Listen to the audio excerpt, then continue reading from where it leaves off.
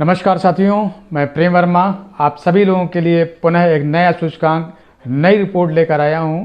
और 2022 के जो बचे हुए एग्ज़ाम हैं और 2023 में इस रिपोर्ट से एक आधा प्रश्न आप लोगों के लिए जीएस में करंट अफेयर के सेक्शन में बिल्कुल रखा हुआ बहुत ही महत्वपूर्ण रिपोर्ट है। और इस रिपोर्ट में भारत की जो स्थिति है उसकी वजह से ये सूचकांक बहुत ही महत्वपूर्ण है।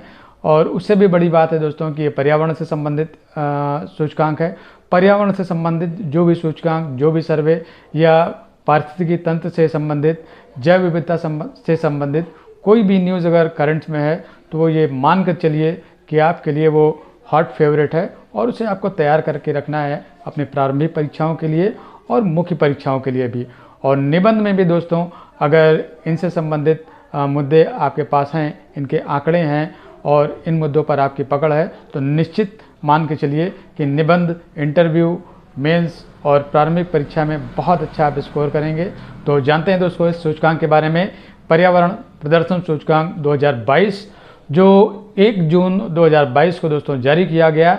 इस प्रदर्शन सूचकांक को जारी करने के लिए, इस रिपोर्ट को जारी करने के लिए जो संस्थाएं उत्तरदायी हैं उनके बारे में पहले हम लोग जान लेते हैं दोस्तों। तो पर्यावरण प्रदर्शन सूचकांक को जारी करने के लिए Yale centre for environmental policy जो येल विश्वविद्यालय और the centre for environmental earth science information network Columbia विश्वविद्यालय के द्वारा इसे जारी किया जाता है। दोनों संस्थाओं की ये संयुक्त परियोजना है। और ये भी जानते हैं दोस्तों कि आखिर ये सूचकांक जारी क्यों किया जाता है। तो उच्च प्राथमिकता वाले पर्यावरण के जो मुद्दे होते हैं उन पर जो वैश्विक देश हैं जिस आधार पर प्रदर्शन करते हैं उन्हीं के आधार पर विभिन्न देशों को रैंक दी जाती है दोस्तों। और इस पर्यावरण प्रदर्शन सूचकांक में यानी ईपीआई में 11 श्रेणियां जो है बनाई गई हैं और इसके आधार पर 180 देशों को रैंकिंग दी जाती है। पुनः दोस्तों इन 11 श्रेणियों को 40 संकेतक और 3 नीतिगत उद्देश्यों में विभाजित किया जाता है। ये 3 नीतिगत उद्देश्य हैं आपके पर्यावरणीय स्वास्थ्य, नंबर 2 है आपका पारिस्थितिकी तंत्र, जीवन शक्ति, और तीसरा है आपका जलवायु परिवर्तन से संबंधित। इस रिपोर्ट के अनुसार 2021 के जो ग्लासगो क्लाइमेट पैक्ट था उसके तहत जो लक्ष्य स्थापित किया गया था उससे वैश्विक स्तर पर जो उसकी प्रगति थी वो अपर्याप्त है। यही इसका आधार है इस रिपोर्ट का। तो लगे हाथों दोस्तों ये भी हम लोग जान लेते हैं कि आखिर ग्लासगो क्लाइमेट पैक्ट है क्या। ये विभिन्न देशों के द्वारा 2050 तक शून्य ग्रीन हाउस गैसों का जो उत्सर्जन है उसे प्राप्त करने का लक्ष्य था।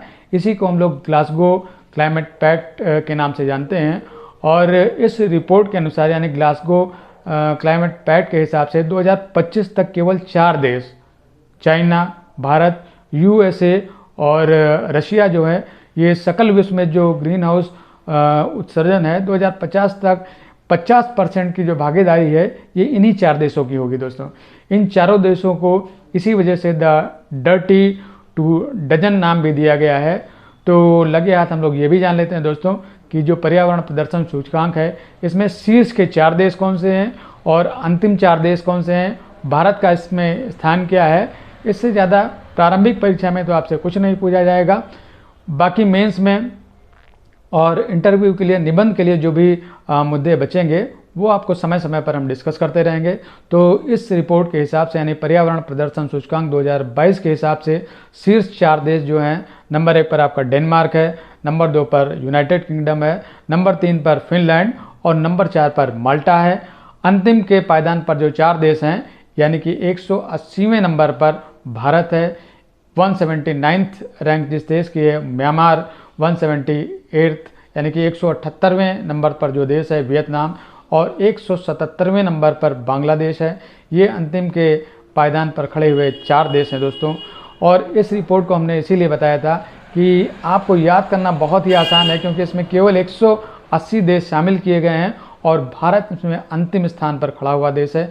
यानी कि पर्यावरण प्रदर्शन सूचकांक के लिहाज से हम लोगों का जो प्रदर्शन है वो बहुत ही निराशाजनक है।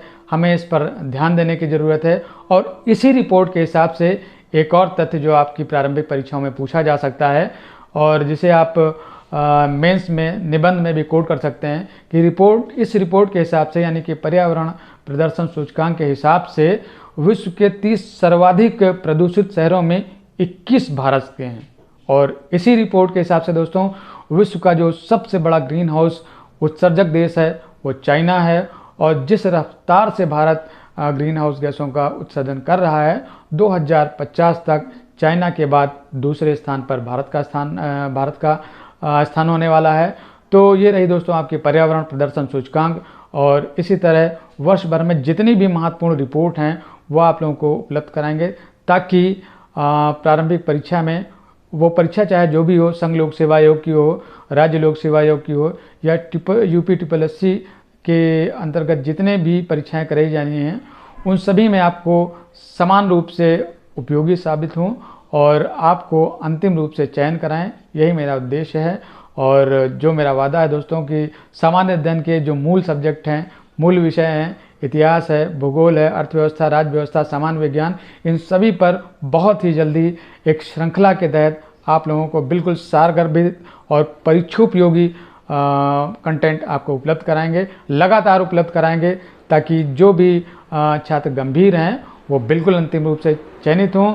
इन्हीं शब्दों के साथ आज की रिपोर्ट समाप्त करते हैं। लेकिन आप लोगों से एक रिक्वेस्ट है दोस्तों कि चैनल को लाइक करें, सब्सक्राइब करें, कमेंट करें, शेयर करें, ताकि ये चैनल ग्रो हो और अधिक से अधिक लोगों को इसका फ़ायदा मिल सके।